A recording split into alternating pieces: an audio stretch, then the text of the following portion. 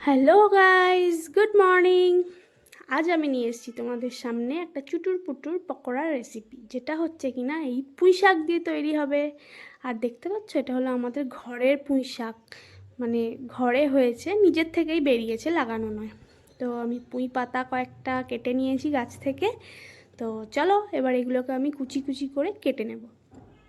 তো তোমরা দেখতেই পাচ্ছ, আমি যেমনটা বললাম, আমি এগুলোকে কুচিয়ে কেটে নিয়েছি।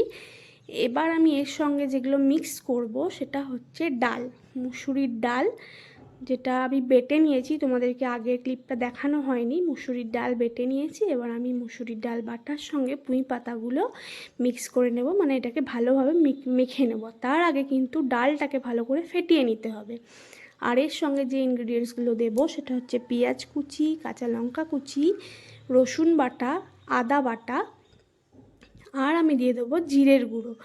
তোমরা চাইলে লঙ্কার গুঁড়োও দিতে পারো। আমি যেহেতু কাঁচা লঙ্কা দিচ্ছি তাই আমি আর জিরের গুঁড়ো, লঙ্কা গুঁড়োটা অ্যাড করিনি, ঝালটা নিজের পরিমাণ মতো। এবার আমি সব ইনগ্রেডিয়েন্টসগুলো একসাথে মিক্স করে নেব। এটাকে একটু ভালোভাবে ফেটিয়ে নিতে হবে, তাহলে বড়াগুলো কিন্তু খুব মুচমুচে হবে। তো চলো দেখতে থাকো, আমি এটা মিক্স করে নিই, তারপর তোমাদের সাথে আবার দেখা করছি। তো দেখো, ওগুলোকে তো আমি মাখিয়ে নিয়েছি, কিন্তু এতে একটু বাইন্ডিংয়ের জন্য আমি এতে 1 চামচ মতো বেসন অ্যাড করব, যার ফলে কিন্তু বড়াটা, মানে যে পকোড়াটা হবে সেটা বাইন্ডিংটা ভালো হবে। তেলে গিয়ে নাহলে ছেড়ে ছেড়ে যাবে, তাই আমি এর মধ্যে 1 চামচ বেসন অ্যাড করছি। আর নুনটা দিতে আমি ভুলে গেছিলাম, তোমাদেরকে দেখানো হয়নি, আমি কিন্তু নুনও এর মধ্যে অ্যাড করে দিয়েছি। তো চলো, সো দেখো ফ্রেন্ডস, আমাদের পকোড়া কিন্তু একদম রেডি।